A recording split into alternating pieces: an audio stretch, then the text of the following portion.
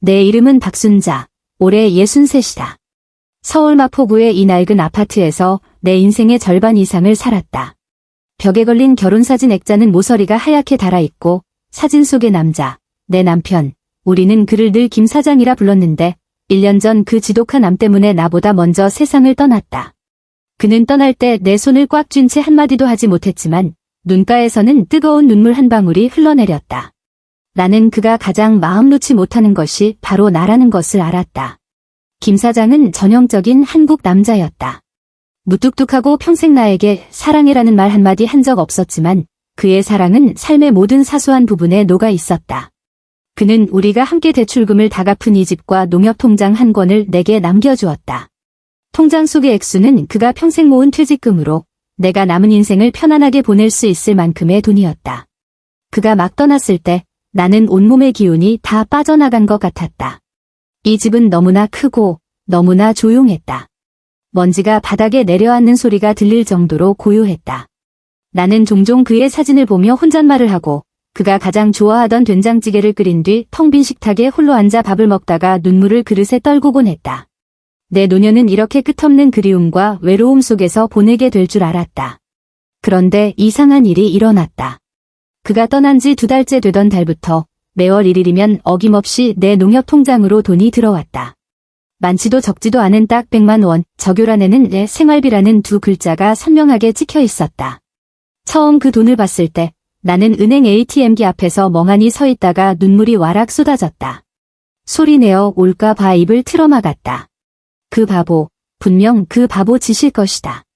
그는 분명 살아생전에 내가 혼자 힘들게 살까봐 돈을 아껴 쓸까봐 몰래 모든 것을 준비해 둔 것이 틀림없었다. 말주변 없던 이 남자는 마지막까지도 이렇게 가장 어수룩하고 가장 현실적인 방식으로 내게 사랑을 표현하고 있었다. 나는 이 사실을 아들 김민준에게 알렸다. 민준이는 내 평생의 가장 큰 자랑이었다. 명문대를 졸업하고 대기업에서 번듯한 직장을 다니며 예쁘고 능력 있는 며느리 최혜진과 결혼해 똑똑하고 귀여운 손주까지 안겨주었다. 아들은 내 말을 듣더니 눈시울이 붉어지며 내 손을 잡고 말했다. 어머니, 보세요. 아버지는 계속 우리 곁에 계신 거예요. 어머니 고생하실까 봐 이러시는 거죠. 며느리 혜진이도 맞장구를 쳤다. 그녀는 언제나 말을 참 예쁘게 해서 내 마음을 따뜻하게 만들었다. 어머니, 아버님 정말 세심하셨네요. 이 돈 마음 편히 쓰세요. 사고 싶은 거 있으시면 뭐든 사시고 절대 아끼지 마세요. 혹시 100만 원이 부족하면 저희한테 말씀하세요. 민준 씨랑 제가 더 보태드릴게요. 그 후로 아들과 며느리는 나를 더욱 극진히 보살폈다. 예전에는 바쁘다는 핑계로 2주에 한 번 올까 말까 하더니 이제는 매주 토요일이면 어김없이 손주를 데리고 나를 찾아왔다. 혜진이는 올 때마다 빈손으로 오는 법이 없었다. 새로 나온 비싼 과일이거나 나를 위한 영양제와 새 옷들이었다. 그녀는 내 팔짱을 끼고 수다를 떨며 내가 주절주절 늘어놓는 옛날 이야기를 조금도 지겨운 기색 없이 들어주었다. 민준이는 손주와 옆에서 놀아주었고 할아버지와 손자의 웃음소리는 이 집의 쓸쓸함을 모두 몰아내는 듯했다. 손주도 언제나 할머니 하고 살갑게 부르며 학교에서 받아온 참 잘했어요 스티커를 내게 보여주곤 했다. 내 목을 끌어안고 애교를 부리며 할머니한테서 좋은 냄새가 나요 라고 말할 때면 나는 세상에서 가장 행복한 할머니가 된 것 같았다. 남편의 사랑은 계속되고 있었고 아들은 효자고 며느리는 싹싹하고 손주는 사랑스러웠다. 이 이상 무엇을 더 바랄까? 나는 이 사랑에 둘러싸인 행복에 완전히 빠져 하늘이 내게 공평하다고까지 생각했다. 비록 내 짝을 데려갔지만 이렇게 완벽한 노년을 선물해 주었으니 말이다. 매달 들어오는 100만 원의 내 생활비를 인출할 때마다 나는 마치 남편이 건네주는 따뜻한 봉투를 받는 기분이었다. 나는 함부로 쓰지 못하고 대부분을 저축했으며 아주 적은 일부만 반찬을 샀거나 손주가 좋아하는 장난감을 사는 데 썼다. 혜진이는 늘 내게 말했다. 어머니, 너무 아끼세요. 아버님이 남기신 돈은 어머니 즐기시라고 주신 거잖아요. 이 옷 좀 보세요. 몇 년은 입으셨잖아요. 그러면서 쇼핑백에서 딱 봐도 비싸 보이는 새 옷을 꺼내주었다. 어머니, 이거 입어보세요. 제가 특별히 골랐어요. 이 색이 젊어 보이게 해요. 나는 입으로는 돈 아깝게 뭐하러 라고 말하면서도 마음은 꿀처럼 달콤했다. 나는 이 모든 것을 남편의 복 덕분이라고 생각했다. 그가 살아생전 덕을 쌓았기에 내가 지금 편안하고 자식들이 효도하는 것이라고. 나는 종종 마음속으로 그에게 말했다. 영감, 보고 있어요? 아들이랑 며느리가 나한테 얼마나 잘하는지 몰라요. 걱정하지 말아요. 당신이 준 돈, 내가 잘 쓰고 있어요. 그런 날들이 반년 동안 이어졌다. 내 얼굴에는 웃음이 많아졌고 이웃들은 모두 나를 부러워하며 좋은 아들을 두었고 좋은 며느리를 얻었다고 말했다. 나도 언제나 웃으며 고개를 끄덕였다. 그래, 우리 민준이는 어릴 때부터 우리 동네의 자랑이었지. 그러던 어느 날 동사무소에서 우리 같은 노인들을 대상으로 무료 건강검진을 주선했다. 검진 항목 중 최근 6개월간의 은행 거래 내역서가 필요한 것이 있었다. 우리의 경제 상황을 평가해서 추가 지원이 필요한지 알아보기 위한 것이라고 했다. 나는 체면을 중시하는 사람이라 남들에게 내가 처량하게 사는 모습을 보이고 싶지 않았다. 그래서 거래 내역을 뽑아서 내 아들이 얼마나 효자인지, 내 남편이 얼마나 성견지명이 있었는지 보여주고 싶었다. 나는 노안 때문에 ATM기에 깨알 같은 글씨가 잘 보이지 않아 통장을 들고 창구로 갔다. 그날은 사람이 많지 않았고 내 업무를 봐준 직원은 웃을 때 보조개가 예쁘게 파이는 아주 젊은 아가씨였다.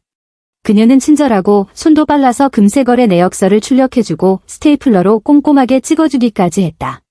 내가 거래 내역서를 받아들고 막 고맙다고 말하며 떠나려는데 그 직원이 컴퓨터 화면을 보며 무심코 한마디 물었다. 어머님, 이 미래의 셋 자산운용에서 매달 돈이 들어오는데 혹시 연금 상품 같은 거 가입하신 거예요? 수익률이 꽤 안정적이네요. 미래의 셋 자산운용, 나는 멍해졌다. 들어본 적도 없는 이름이었다. 나는 매달 돈을 보내주는 사람이 남편의 이름이거나 그가 가입한 보험회사 이름일 거라고 생각했다. 나는 속으로 영감이 가명을 썼나? 평생 그런 신비주의적인 걸 좋아했지라고 중얼거렸다. 나는 직원에게 웃으며 말했다. 아마 우리 영감이 살아있을 때 해놓은 건가 봐요. 나는 이런 건 잘 몰라서. 직원도 웃으며 더는 묻지 않았지만 직업적인 습관 때문인지 화면을 한 번 더 들여다보았다. 그러다 무언가를 본 것인지 그녀의 표정이 갑자기 이상하게 변했다. 놀라움과 함께 약간의 동정이 섞인 표정이었다. 그녀는 잠시 망설이다가 입을 열었다. 어머님, 근데 이 이체인이 자산운용사이지 개인 계좌가 아니네요. 그 순간 내 심장이 쿵 하고 내려앉았다. 마치 누군가 무거운 망치로 세게 내리친 것 같았다. 회사라고? 내 남편이 아니라고? 그럼 이 돈은 어디서 온 거지? 수많은 생각이 주마등처럼 머릿속을 스쳐 지나갔고 강렬한 불안감이 덩굴처럼 순식간에 내 심장을 휘감아 숨을 거의 쉴 수 없게 만들었다. 나는 창구 가장자리를 붙잡고 마음을 다잡으며 최대한 평온하게 들리도록 목소리를 가다듬었다. 아가씨, 혹시 그 이체인 전체 이름을 내가 똑똑히 볼 수 있게 좀 해줄 수 있어요? 직원도 내 상태가 이상하다는 것을 눈치챈 듯했다. 그녀는 컴퓨터 화면을 내 쪽으로 살짝 돌려주며 한 줄을 가리켰다. 그 낯선 회사 이름 미래의 셋 자산운용 주식회사은 얼음 조각이 섞인 찬물처럼 내 머리 위에서부터 쏟아져 내려 나를 속부터 뼛속까지 완전히 얼어붙게 만들었다. 나는 그 글자들을 뚫어지게 쳐다보았다. 머릿속이 하얘졌다. 이건 내 남편의 이름도 내가 아는 어떤 보험회사의 이름도 아니었다. 도대체 어떻게 된 일이지? 손발이 저려오기 시작했고 전에 없던 공포가 나를 사로잡았다. 나는 거의 애원하는 듯한 떨리는 목소리로 그 젊은 직원에게 물었다. 아가씨, 혹시 다시 한 번만 확인해 줄 수 있어요? 우리 영감 죽고 나서, 그러니까 대략 11개월 전에 내 이 계좌에 혹시 큰돈이 들어온 적이 있는지? 내 목소리는 나 자신도 듣기 힘들 정도로 심하게 떨렸다. 김 사장이 세상을 떠난 날을 나는 평생 잊을 수 없다. 그가 떠난 지 얼마 안 되어 보험사 직원이 연락와서 사망보험금이 내 계좌로 입금될 것이라고 말했던 것을 똑똑히 기억한다. 당시 나는 슬픔에 잠겨 그런 일에 신경 쓸 겨를이 없었고 나중에 민준이와 혜진이가 모든 것을 잘 처리할 테니 걱정하지 말라고 해서 정말로 다시는 묻지 않았다. 직원은 내 창백한 얼굴을 보며 연민 가득한 눈빛을 보냈다. 그녀는 고개를 끄덕이고는 키보드를 빠르게 두드렸다. 조회가 되는 그 몇 초가 내게는 한 세기처럼 길게 느껴졌다. 내 심장이 미친 듯이 뛰는 소리가 들렸다. 한 번, 가슴이 아플 정도로 세게 부딪혔다. 갑자기 직원의 손이 멈췄다. 그녀의 얼굴색이 순식간에 변했다. 동정에서 경악으로 심지어 약간의 분노까지 섞여 있었다. 그녀는 고개를 들어 나를 한 번 보고 주위를 둘러보더니 목소리를 낮추고 몸을 앞으로 살짝 기울여 우리 둘만 들을 수 있는 목소리로 말했다. 어머님. 11개월 전에 분명히 삼성생명보험에서 3억 원이라는 거액이 이 계좌로 입금되었어요. 적요란에는 사망보험금이라고 적혀 있고요. 3억 원. 눈앞이 캄캄해지며 쓰러질 뻔했다. 역시 그 돈이 있었어. 이건 영감이 목숨과 맞바꿔 내게 남겨준 마지막 보루였는데 내가 충격에서 벗어나기도 전에 직원의 다음 말은 날카로운 비수처럼 무자비하게 내 심장을 꿰뚫었다. 그녀는 화면의 다른 기록을 가리키며 더 낮은 목소리로 차마 안타까운 듯 말했다. 그런데 어머님, 이 돈이 입금된 바로 다음 날, 이 3억 원이 인터넷 뱅킹을 통해 전액 이체되었어요. 입금받는 곳은 아까 그 미래에셋 자산운용이고요. 이체한 사람 이름은 김민준이에요. 김민준. 그 세 글자는 세 발의 총알처럼 내 모든 환상과 행복을 산산조각 냈다. 온 세상이 빙빙 도는 것 같았고 은행 로비의 밝은 조명은 눈부시면서도 흐릿해졌다. 주위 사람들의 말소리, 기계의 안내음은 모두 멀어져 가고 내 귓가에서는 윙윙거리는 소리만 들렸다. 김민준, 내 아들, 내가 자랑스러워하던 효심 깊고 싹싹한 내 아들. 그놈이 내 보험금, 내 남편이 목숨과 바꾼 그 돈으로 그놈의 미래에셋 자산운용이라는 곳에 투자를 한 것이다. 그리고는 매달 거지에게 적선하듯 100만 원씩을 꺼내 가증스럽게도 생활비라며 내게 보내온 것이다. 그 매주 한 번의 방문, 그 안부 인사, 그 비싼 과일과 새 옷들, 전부 연극이었던 것이다. 내 입을 막고 나를 아무것도 모르는 바보로 만들기 위한 치밀하게 짜인 연극. 그들은 내가 외로울까 봐 걱정한 게 아니라 진실을 알게 될까 봐 두려워했던 것이다. 그건 효도가 아니라 죄책감의 발로였던 것이다. 혜진이가 입버릇처럼 하던 말이 떠올랐다. 어머니, 이 돈 마음 편히 쓰세요. 부족하면 저희가 더 보태드릴게요. 얼마나 역겨운 말인가. 그들은 내 돈으로 나를 매수하고 내 돈으로 효도를 연기하며 나에게는 감사하는 마음까지 갖게 만들었다. 나는 손에 쥔 얇은 은행거래 내역서를 꽉 쥐었다.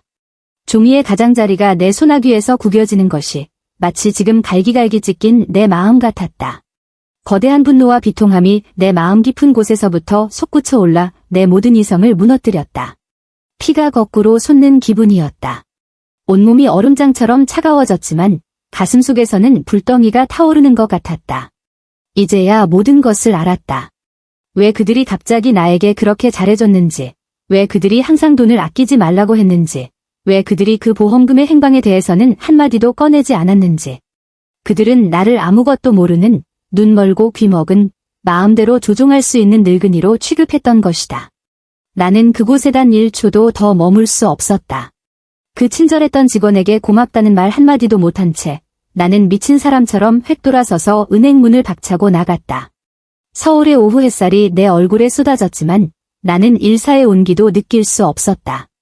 나는 오가는 사람들로 붐비는 길가에 서서 쉴 새 없이 움직이는 차들을 보며 처음으로 이토록 깊은 절망과 고독을 느꼈다. 내가 그토록 자랑스러워했던 행복한 노년은 결국 거짓으로 쌓아올린 한 번 찌르면 터져버리는 거대한 거품에 불과했다. 나는 집으로 가지 않았다. 한때 따뜻하게만 느껴졌던 그 집은 이제 내 눈에 거대한 감옥이자 그들이 나를 감시하고 마비시키는 곳으로 보였다. 돌아갈 수 없었다. 적어도 지금은. 나는 조용하고 안전한 곳에서 앞으로 어떻게 해야 할지 곰곰이 생각할 시간이 필요했다. 내 다리는 납덩이처럼 무거워져 목적 없이 거리를 헤맸다. 얼마나 걸었는지 어디까지 왔는지도 모를 때쯤 주머니 속 휴대폰이 울렸다. 나는 기계적으로 휴대폰을 꺼내 화면을 보았다. 아들이라는 두 글자가 깜빡이고 있었다. 나는 그 이름을 노려보았다. 속에서부터 역겨움이 치밀어 올랐다. 나는 주저없이 거절 버튼을 누르고 전원을 끈 뒤 휴대폰을 가방 가장 깊숙한 곳에 던져 넣었다. 고개를 드니 길 건너편에 우리은행 간판이 보였다. 한 가지 생각이 번개처럼 혼란스러운 내 머릿속을 갈랐다. 이대로 당할 수는 없다. 그건 내 돈이다. 내 남편이 나를 위해 남긴 돈이다. 절대로 그 불효자식이 그렇게 허무하게 날려버리게 둘 수는 없다. 내 눈빛이 순간 단호해졌다. 나는 바람에 헝클어진 머리를 정리하고 심호흡을 한 뒤 그 은행을 향해 발걸음을 옮겼다. 내 발걸음은 더 이상 비틀거리지 않았다. 한 걸음 한 걸음이 비정상적으로 침착했다. 박순자, 너는 반년 동안 바보처럼 살았어. 이제 정신 차릴 시간이야. 우리 은행에 들어서자마자 나는 번호표를 뽑았다. 새로운 계좌를 만들 것이다. 오직 나만 알고 나 본인만이 내 도장과 비밀번호로만 움직일 수 있는 계좌를, 내게 속한 모든 것을 내 손안에 단단히 다시 쥘 것이다. 내 업무를 봐준 사람은 안경을 쓴 중년 남성이었는데 매우 침착해 보였다. 나는 그에게 내 요구사항을 작지만 아주 또렷한 목소리로 말했다. 개인 예금 계좌를 하나 만들고 싶은데요. 보안 등급을 가장 높은 걸로 해주세요. 체크카드 발급 안 되고 인터넷 뱅킹, 모바일 뱅킹도 신청하지 않을 겁니다. 모든 출금 업무는 반드시 저 본인이 신분증과 등록된 인감을 가지고 직접 창구에 와서 처리해야만 가능하게 해주세요. 그 부지점 장급 직원은 잠시 당황했다. 아마 이렇게 구식이면서도 까다로운 요구를 하는 고객은 드물었을 것이다. 그는 안경을 고쳤으며 약간 불확실한 목소리로 물었다. 어머님, 그렇게 하시면 많이 불편하실 텐데요. 요즘은 다들 카드나 모바일로 결제하시는데. 나는 그의 말을 끊으며 단호하게 말했다. 제가 말한 대로 해주세요. 불편해야 안전하죠. 그는 내 붉게 충혈되었지만 단호한 눈빛을 보고 무언가를 깨달은 듯 더 이상 묻지 않고 고개를 끄덕이며 신속하게 모든 절차를 처리해 주었다. 나는 가장 복잡한 비밀번호를 선택하고 신중하게 내 인감을 찍었다. 그 새로운 짙은 파란색의 우리은행 통장이 내 손에 쥐어졌을 때 나는 마치 내 인생의 주도권을 되찾은 기분이었다. 그리고 나는 잠시도 지체하지 않고 나를 산산조각 냈던 그 농협은행으로 다시 돌아갔다. 아까 그 젊은 여직원이었다. 그녀는 내가 다시 돌아온 것을 보고 걱정스러운 표정을 지었다. 나는 그녀의 창구 앞으로 다가가 농협 통장과 새로 만든 우리은행 통장을 건네며 그녀의 걱정 어린 눈을 마주 보았다. 내 목소리는 나 자신도 놀랄 정도로 평온했다. 마치 남의 이야기를 하는 것 같았다. 아가씨, 부탁 좀 할게요. 이 농협계좌에서 그 이체된 3억 말고 제 원래 예금 전부를 단 1원도 남김없이 이 새 계좌로 옮겨주세요. 그리고 이 농협계좌는 즉시 해지해주세요. 여직원의 눈에 무언가를 깨달은 듯한 단호함이 스쳐 지나갔다. 그녀는 아무것도 묻지 않고 그저 힘주어 고개를 끄덕이며 말했다. 네, 어머님. 바로 처리해 드리겠습니다. 그녀의 손놀림은 이전보다 훨씬 빨랐다. 이체, 확인, 서명, 날인. 그녀가 빨간색 퇴직 도장을 꺼내 내 통장에 힘껏 찍었을 때 그 쿵 하는 둔탁한 소리는 내게 세상에서 가장 아름다운 음악처럼 들렸다. 그것은 과거에 어리석었던 박순자와의 완전한 결별을 선언하는 소리였다. 모든 것을 마치고 나는 자리에서 일어나 그 젊은 직원에게 깊이 허리를 숙여 인사했다. 그녀는 황급히 일어나며 어머님, 이러지 마세요 라며 손사래를 쳤다. 나는 고개를 들어 그녀를 보며 진심으로 말했다. 고마워요, 아가씨. 정말로 고마워요. 만약 그녀의 무심코 던진 질문이 아니었다면 나는 얼마나 더 오랫동안 속고 살았을지, 내가 직접 키운 아들의 소나귀에서 바보처럼 놀아났을지 모를 일이었다. 은행 문을 나서자 나는 다시 서울의 햇살 아래 섰다. 이번에는 하늘이 눈부시게 밝게 느껴졌다. 나는 자동차 매연 섞인 공기를 깊이 들이마셨지만 전례 없이 상쾌했다. 나는 자유로워졌다.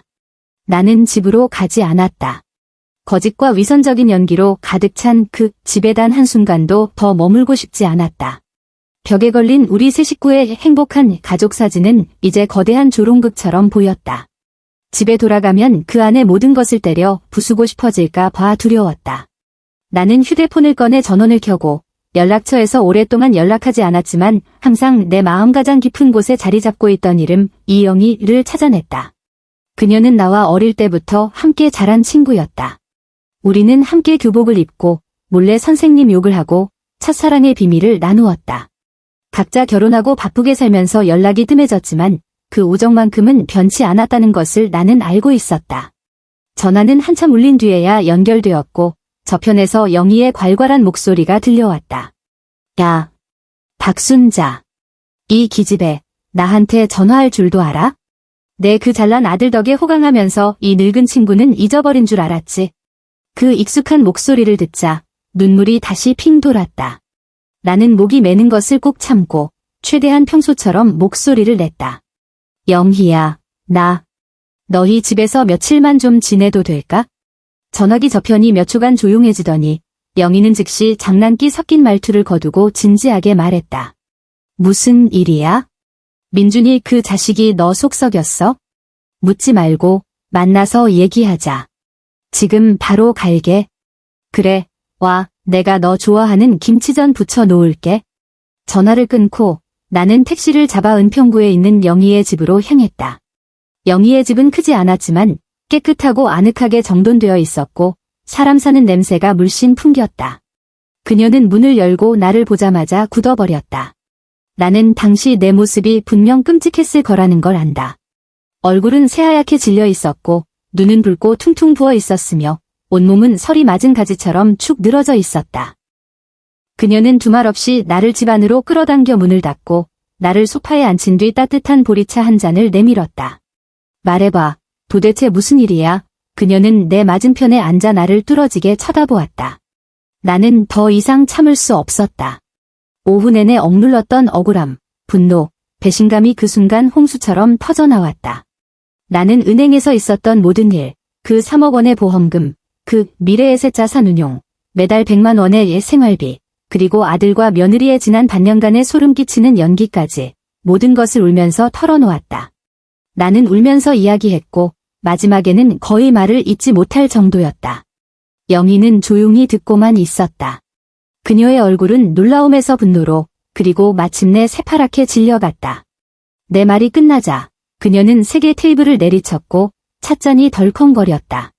이런 천하의 몹쓸 놈. 김민준 이 배은망덕한 자식. 영희는 분노로 온몸을 떨며 눈이 붉어졌다. 지 애비 뼈가루도 안 말랐는데 감히 그 돈에 손을 대? 그건 내 남편이 목숨이랑 바꿔서 내 노후 자금으로 남겨준 돈이잖아. 어떻게 그럴 수가 있어. 그리고 그 취혜진이라는 애, 멀쩡하게 생겨서는 속은 시커멓구나. 둘이 짜고 너를 바보로 만든 거 아냐?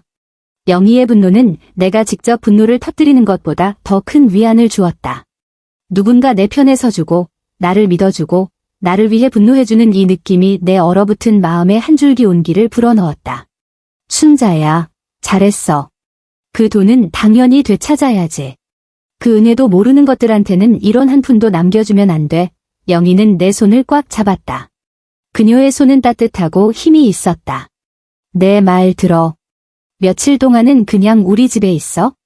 아무데도 가지 마. 휴대폰은 꺼놓고 아무하고도 연락하지 마. 찾게 내버려 둬. 애타게 만들어. 걔들도 발동동 구르는 심정이 어떤 건지 한번 느껴봐야 해. 나는 고개를 끄덕였다. 마음이 정해졌다. 영희 말이 맞았다. 그들을 이대로 편하게 둘 수는 없다. 영희야, 나는 그녀를 보며 무비히 단호한 눈빛으로 말했다. 나 그 집에 다시 돌아가고 싶지 않아. 마포 아파트 팔아버리려고. 영희는 잠시 놀랐지만 이내 힘주어 고개를 끄덕였다. 팔아. 당연히 팔아야지. 그 집은 남겨둬 봐야 상처만 될 뿐이야. 팔아서 그 돈으로 내가 가고 싶은 곳 어디든 가서 조용히 살아. 걱정 마. 부동산 중개인 찾고 서류 처리하는 거 내가 같이 가줄게. 영희의 집에서 보낸 며칠은 지난 반년 동안 가장 편안하게 잠든 날들이었다. 나는 휴대폰을 꺼두고 외부와의 모든 연락을 끊었다. 영희는 매일 다른 맛있는 음식을 해주고 나와 수다를 떨고 막장 드라마를 보며 악독한 여주인공을 함께 욕했다. 우리는 젊은 시절에 창피했던 일들을 이야기하며 배를 잡고 웃었고 마치 소녀 시절로 돌아간 것 같았다.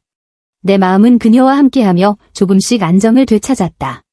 나는 폭풍이 곧 닥쳐올 것을 알고 있었다. 하지만 나는 이미 준비가 되어 있었다. 나는 더 이상 아들과 며느리의 보살핌이 필요한 외로운 늙은이가 아니었다. 시간은 금세 토요일이 되었다. 민준이와 혜진이가 어김없이 나를 보러 오는 날이었다. 나는 당시의 상황을 거의 상상할 수 있었다. 그들 둘은 분명 평소처럼 예쁘게 포장된 과일 바구니를 들고 혜진이는 민준이의 팔짱을 낀 채 그 적당히 효심 깊어 보이는 미소를 띠고 우리 집 초인종을 눌렀을 것이다. 한 번, 두 번, 세 번. 초인종은 오랫동안 울렸지만 안에서는 아무런 기척이 없었다. 혜진이는 아마 약간 짜증 섞인 목소리로 민준이에게 말했을 것이다. 어머니 어디 가셨어? 왜 집에 안 계시지? 민준이는 아마 휴대폰을 꺼내 내게 전화를 걸었을 것이다.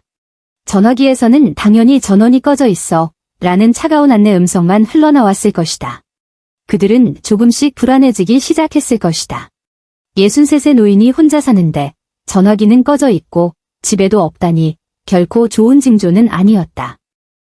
그들은 이웃에게 물어봤을 테고 이웃들은 그저 며칠째 나를 보지 못했다고 고개를 저었을 것이다. 아파트 경비실에 가봐도 경비 아저씨는 신경 쓰지 못했다고 말했을 것이다.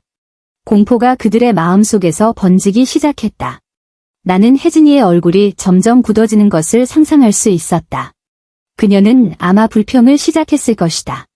어머니는 도대체 어디 가신 거야? 나이도 있으신 분이 말 한마디 없이 어딜 가셔? 정말. 그리고 민준이, 그의 마음속 공포는 아마 단순히 내 신변 안전에 대한 걱정만은 아니었을 것이다.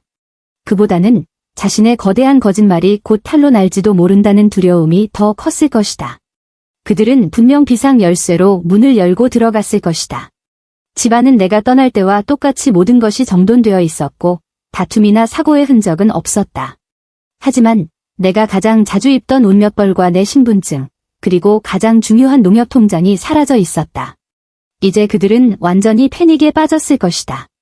불길한 예감이 독사처럼 그들의 마음을 휘감았을 것이다. 그들은 즉시 가장 가까운 농협은행으로 달려갔을 것이다. 그들이 내 주민등록번호를 직원에게 알려주고 해당 계좌는 며칠 전 해지되었으며 잔액은 0원입니다 라는 답변을 들었을 때 민준이의 얼굴은 아마 죽은 사람보다 더 창백했을 것이라고 나는 확신한다. 계좌가 해지되었다. 그 안에 있던 돈, 그들이 마지막 비상금으로 생각했을 내 얼마 안 되는 예금까지 단 1원도 남지 않았다. 그들은 내가 사고를 당했거나 사기꾼에게 돈을 다 뜯겼거나 심지어 이미 변을 당했을지도 모른다고 생각했을 것이다. 이런 추측은 그들을 공포에 떨게 만들었을 것이다. 만약 내가 정말로 무슨 일이 생겨서 경찰이 개입하게 되면 그 3억 보험금의 행방은 반드시 드러나게 될 테니까. 어머니의 재산을 횡령한 죄는 그를 사회적으로 매장시키고 지금의 번듯한 직장까지 잃게 만들기에 충분했다. 그래서 그들은 가장 올바른 선택을 했다. 경찰에 신고하는 것. 그들은 경찰서에서 몹시 걱정하며 효심이 지극한 자식인 척 연기했을 것이다. 그들은 경찰에게 자신의 어머니가 연세가 많아 약간 정신이 오락가락하시는데 혼자 사시다가 갑자기 실종되었고 은행 계좌까지 비워졌다며 어머니의 안위가 매우 걱정된다고 말했을 것이다. 정말 우습지 않은가? 반년 동안 연기를 하더니 마지막에는 경찰 앞에서 대단원의 막을 내려야 하다니. 그리고 그때의 나는 영희와 그녀의 다른 친구들과 함께 강원도 속초 바닷가에서 바닷바람을 쐬며 신선한 회를 먹고 있었다. 짭짤한 바닷바람이 얼굴에 닿는 느낌이 좋았다. 나는 멀리 보이는 푸른 바다와 날아다니는 갈매기를 보며 마음속에 쌓여있던 울분이 파도 소리와 함께 사라지는 것을 느꼈다. 영희와 친구들은 옆에서 어떤 남자 연예인이 더 잘생겼는지 왁자지껄 떠들며 소녀들처럼 웃고 있었다. 바로 그때 내 새 휴대폰이 울렸다. 모르는 번호였다. 전화를 받자 저편에서 진지한 남자의 목소리가 들려왔다. 박순자 여사님 되십니까? 저희는 마포경찰서입니다. 나는 속으로 피식 웃었다. 올 것이 왔구나. 나는 차분하게 대답했다. 네, 맞습니다. 무슨 일이시죠? 여사님, 아드님인 김민준 씨께서 여사님께서 실종되셨다고 신고하셔서 저희가 매우 걱정하고 있습니다. 지금 어디에 계신지, 안전하신지 여쭤봐도 되겠습니까? 경찰의 말투는 정중했지만 공무적인 탐색의 기운이 묻어 있었다. 나는 웃으며 전화기에 대고 한 글자 한 글자 또렷하게 말했다. 경찰관님, 걱정해 주셔서 감사합니다. 저는 실종되지 않았고 아무런 위험에도 처하지 않았습니다. 저는 아주 잘 있고 지금은 친구들과 강원도로 여행 와 있습니다. 전화기 저편은 잠시 침묵했다. 아마 이런 대답을 예상하지 못했던 것 같다. 잠시 후 경찰이 다시 말했다. 그럼 아드님께서 여사님의 은행 계좌가 비워졌다고 혹시 사기를 당하신 건 아닌지 매우 걱정하고 있습니다만. 그것도 제 돈인데 제가 어떻게 처리하든 그건 제 마음이죠. 불법은 아니지 않습니까? 나는 그의 말을 끊으며 약간 차가운 어조로 말했다. 제 착한 아들 김민준에게 전해주십시오. 더 이상 헛수고하지 말라고요. 말을 마친 뒤 나는 잠시 숨을 고르고 전화기에 대고 그리고 나의 그 비참했던 과거를 향해 내가 오래전부터 준비해온 그 말을 내뱉었다. 그리고 저 아직 안 죽고 잘 살아있다고 전해주십시오. 그 3억은 제 돈이고 제 남편이 저에게 남긴 목숨값입니다. 그놈은 단 1원도 손댈 자격이 없습니다. 오늘부로 김민주는 저 같은 엄마는 없는 거고 저 박순자는 그놈 같은 아들 둔 적 없습니다. 우리 모자 인연은 이걸로 끝입니다. 전화기 저편은 죽은 듯이 조용했다. 나는 경찰서에서 모든 사람들 앞에서 경찰이 스피커폰으로 이 통화 내용을 틀었을 때 김민준과 최혜진의 표정이 얼마나 볼만했을지 상상할 수 있었다. 나는 경찰의 대답을 기다리지 않고 바로 전화를 끊었다. 영희와 친구들이 내 주위로 모여들어 걱정스럽게 나를 쳐다보았다. 나는 그들을 향해 마음에서 우러나오는 후련한 미소를 지으며 말했다. 다 해결됐어. 그렇다. 다 해결됐다. 얼굴을 붉히며 싸우는 순간은 내가 상상했던 것만큼 고통스럽지 않았다. 오히려 그 말을 내뱉었을 때 나는 전례 없는 해방감을 느꼈다. 마치 무거운 족쇄를 찬 사람이 마침내 직접 그 족쇄를 부숴버린 것 같았다. 얼마 지나지 않아 내 휴대폰이 다시 미친 듯이 울리기 시작했다. 화면에는 아들이라는 두 글자가 깜빡였다. 한때 내가 가장 자랑스러워했던 그 호칭이 이제는 눈을 찌르는 듯했다. 나는 전화기가 저절로 끊어질 때까지 그냥 내버려 두었다. 그러자 또다시 끈질기게 울리기 시작했다. 옆에서 지켜보던 영희가 참지 못하고 내 휴대폰을 낚아채 통화 버튼을 누르고 스피커폰으로 전환했다. 전화기 저편에서 즉시 김민준의 격앙된 포효가 터져나왔다. 그 목소리는 날카롭고 뒤틀려 내가 기억하던 그 온화한 아들과는 전혀 다른 사람이었다. 엄마, 도대체 뭐 하는 거예요? 엄마가 이러면 내가 죽는다는 거 몰라요? 돈 다 빼가면 난 어떡하라고요? 나는 휴대폰을 들고 수화기에 대고 냉소했다. 내가 어떡하냐고. 그 말은 내가 너한테 물어야지. 김민준, 너 내 돈 3억 원으로 투자할 때 나는 어떻게 해야 하는지 생각해봤어?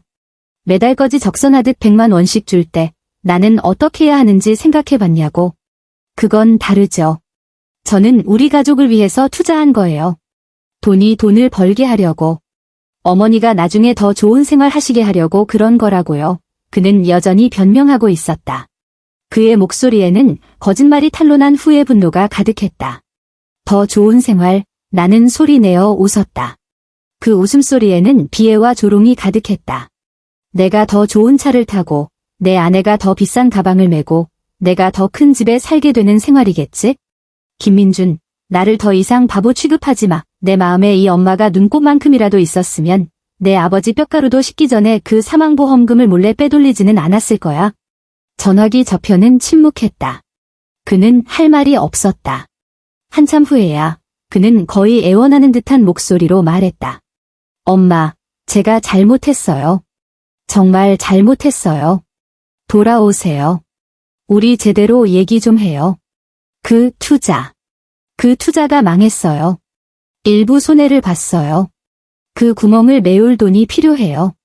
남은 돈 저한테 주시면 우리 예전처럼 지내요. 네? 앞으로는 정말 잘 효도할게요. 그랬구나. 내 마음속 마지막 남은 일말의 희망마저 산산조각 났다. 투자가 실패해서 내 남은 돈으로 그 구멍을 메우려고 기다리고 있었던 것이다. 내가 자금줄을 끊어버린 것이 그의 목숨을 끊는 것과 같았던 것이다. 김민준, 내 목소리는 얼음처럼 차가웠다. 너는 나를 반년 동안 바보로 만들고 이제 와서 또 나를 속이려고? 내가 나한테 효도한다고? 너의 효도라는 게 내 마지막 남은 노후 자금까지 다 빨아먹고 나를 길거리에 나앉게 만드는 거니? 아니에요. 엄마, 어떻게 저를 그렇게 생각하세요? 제가 엄마 유일한 아들이잖아요. 어떻게 이렇게 매정할 수가 있어요? 그는 전화기 저편에서 울부짖었다. 그 목소리에는 마치 내가 비이성적이고 이해할 수 없는 사람인 양 억울함이 가득했다. 매정하다고 나는 되물으며 목소리를 높였다. 내 눈에는 내 돈을 내가 되찾아온 게 매정한 거니? 그럼 내가 내 돈을 몰래 빼돌리고 나를 속이고 나를 원숭이처럼 조롱한 건 뭔데? 그게 가족애니? 김민준, 똑똑히 들어. 내가 그 돈에 손을 대기로 마음먹은 순간부터 우리 모자 사이에는 매정함 말고는 아무것도 남지 않았어. 당신, 그는 분노로 말을 잇지 못했다. 나는 그에게 더 이상 기회를 주지 않고 말을 이었다. 내가 진 빚은 내가 알아서 갚아. 다시는 나 찾지 마. 이제부터 우리는 남이야? 너는 너대로 잘 살고 나는 나대로 살 테니. 그렇게 알아. 말을 마친 뒤 나는 전화기 저편에서 들려오는 그의 고함과 저주를 더 이상 듣지 않고 단호하게 전화를 끊고 그의 번호를 차단했다. 세상이 드디어 조용해졌다. 나중에 나는 옛 이웃들의 말들을 통해 김민준의 최후를 간간히 전해 들었다. 그가 투자했던 프로젝트는 완전한 사기였고 그는 전 재산을 날렸다. 내 3억 원뿐만 아니라 자기 명의로 사채까지 끌어다 썼다고 했다. 내가 자금줄을 끊어버리면서 그는 구멍을 메울 희망을 완전히 잃었고 빚이 전면적으로 터져나왔다. 그는 회사에서 해고당했다. 빚쟁이들이 회사까지 찾아와 난리를 쳐서 이미지가 나빠졌기 때문이다. 최혜진도 그와 이혼했고 이혼할 때 아주 꼴사납게 싸웠다고 한다. 둘은 남은 재산을 두고 진흙탕 싸움을 벌였다. 그녀는 손주를 데리고 흔적도 없이 사라졌다. 김민주는 빚을 피해 아버지께서 남겨주신 집까지 몰래 팔아치우고 결국 행방불명되었다. 어떤 사람은 그가 지방 공사판으로 갔다고도 하고 어떤 사람은 해외로 밀항했다고도 했다. 이 소식을 들었을 때 나는 제주도의 내 새집 마당에서 수국에 물을 주고 있었다. 내 마음에는 아무런 파문도 복수의 쾌감도 일지 않았다. 나는 그저 그것이 아주 먼 이야기이고 그 이야기의 주인공은 나와 아무런 관련이 없다고 생각했다. 그의 인생은 그 자신이 선택한 결과이며 누구도 탓할 수 없는 일이다. 강원도에서 돌아온 후 나는 즉시 부동산 중개인에게 의뢰하여 시세보다 낮은 가격의 마포구의 그 낡은 아파트를 신속하게 처분했다. 나는 그 거짓으로 가득 찬 곳에 단 하루도 더 머물고 싶지 않았다. 나는 남편과 나의 가장 소중한 추억 몇 가지 앨범 몇 권, 그가 가장 좋아했던 낡은 스웨터, 그리고 그의 유골함만 챙겼다. 그 외에는 아무것도 가져오지 않았다. 나는 집을 판 돈과 내 예금을 합쳐 제주도 서귀포의 작은 마당이 딸린 집을 샀다. 이곳은 서울의 소음에서 멀리 떨어져 있고 창문을 열면 푸른 바다가 보이며 공기 중에는 항상 옅은 소금기와 꽃향기가 섞여 있었다. 나는 남편의 유골함을 마당에서 가장 큰 귤나무 아래에 모셨다. 나는 매일 그에게 말을 걸었다.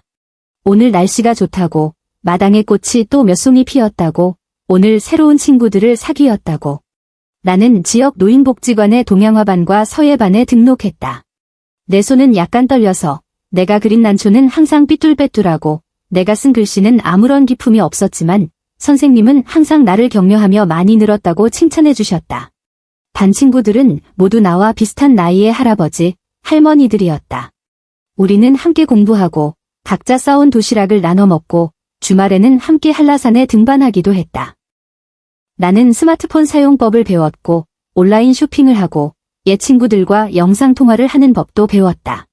내 삶은 이전 어느 때보다도 충실하고 즐거웠다. 그 흡혈귀 같은 자식들은 다시는 나타나지 않았고 내 삶을 조금도 방해하지 않았다. 가끔 오후 햇살이 좋을 때면 나는 마당에 의자를 내놓고 맑은 차 한 잔을 마시며 눈을 감고 따뜻한 햇살과 부드러운 바닷바람을 느낀다. 나는 김 사장을 생각하고 그의 서투른 사랑을 떠올린다. 나는 또한 김민준을 생각하고 그가 한때 내 목을 끌어안고 애교를 부리던 사랑스러운 아이였음을 기억한다. 하지만 그 모든 것은 지나갔다. 사람은 항상 앞을 봐야 한다. 내 인생은 63세 나이에 거대한 폭풍을 겪었지만 폭풍이 지나간 후 나는 좌절하지 않고 오히려 새로운 삶을 맞이했다. 나는 드디어 누군가를 위해 살 필요도 누군가의 어머니나 아내 역할을 할 필요도 없어졌다. 나는 그저 박순자, 자신이 원하는 모습으로 살기 위해 노력하는 행복한 할머니다. 내 노년은 드디어 진정으로 나 자신의 것이 되었다.